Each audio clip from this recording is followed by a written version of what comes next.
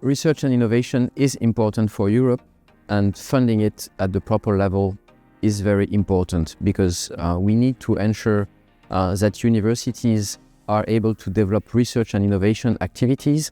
Besides education, research and innovation activities funded in universities will have an impact also later on the global economic position of Europe, because research made in universities will result in the increase of knowledge, sometimes in patents or in expertise that will be used by companies and thus benefit the whole of society.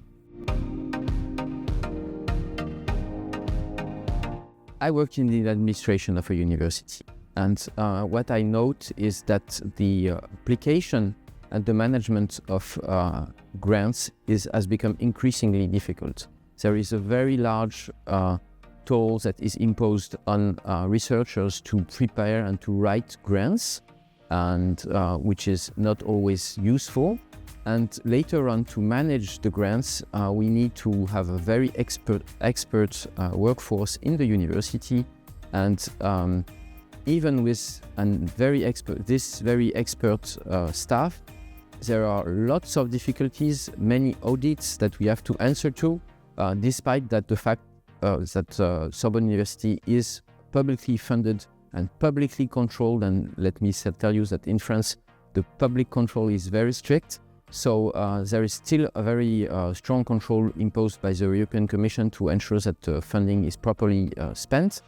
But that, in my opinion, we really need to simplify both the application and the management.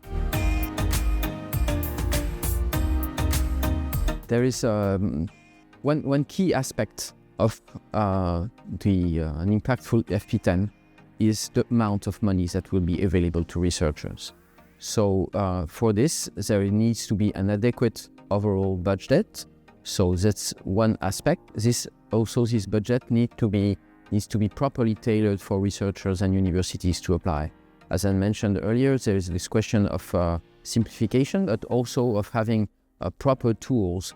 Some requirements may be difficult for researchers. For instance, having very large consortia is a difficulty because you need a very strong expertise and a very strong experience in building such consortia. So there is a very large barrier of entry which is related to building large consortia, especially if these consortia include companies and include researchers from many different countries. So, for instance, having smaller consortia or having consortia who do not all require a very high TRL is very important, in my opinion, to have an impactful FP10. In my opinion, a very nice tool is the European University Alliances. So the member states and the European Commission in 2017 asked European universities to create these alliances. The European universities answered that call.